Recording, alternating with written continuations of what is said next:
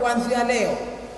Unajua kama nikisoma kozi hii nikirudi naweza kujiajiri mwenyewe bila kuajiriwa. Nitaanzisha kampuni yangu, nitaanzisha maduka yangu, popote yani nitaajirika kama ni mwanamke au ni mwanamume. Au serikali itahitaji katika uchumi wa buluu ambao sasa hivi ndio kauli mbiu ya rais wetu wa Zanzibar Mheshimiwa Hussein Ali Mwinyi. Hiyo ni ambayo iko huru na itakuwa wewe ukitoka kule huna wasiwasi wa ajira.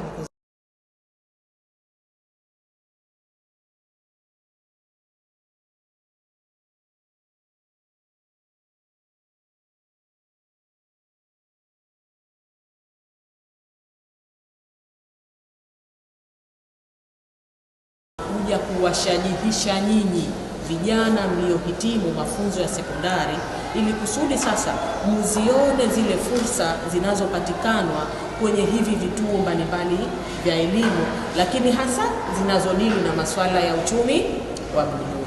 Kama ambavyo mwenzangu alisema, Mheshimiwa Rais baada ya kuingia kwenye madaraka, yeye fokasi yake kubwa ilikuwa ni uchumi wa buluu, mpaka ameanzisha wizara rasmi ambayo ya uchumi wa buluu. Kwa hiyo na hapa mambo mengi yanayoendelea, fokasi kubwa kwa sasa ni inahusisha masuala ya uchumi wa buluu.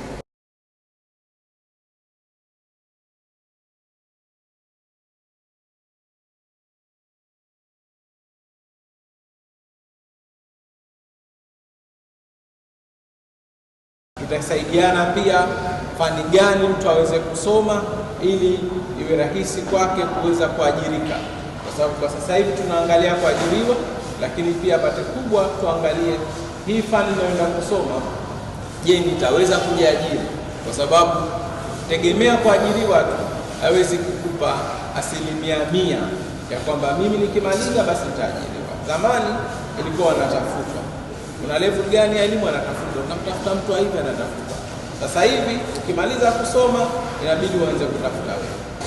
Kwa mradi huu umekuja kutuwezesha sisi vijana, kutuwezesha katika nyanja zipi? Kutuwezesha kwanza kielimu, manake lazima tujikwip katika masuala ya elimu ambazo zitasabihiana katika masuala ya sayansi na teknolojia na masuala ya mathematics na engineering. Uweza kujihusisha katika nyanja hizo, ambapo sasa itaweza kutusaidia kuweza kujiajiri ama kuajirika katika sekta ya uchumi wa buluu. Huwezi kuajiriwa au kuajirika kama utakuwa bado hujapata elimu au hujajiwezesha, una ujuzi, una fani, upo tu.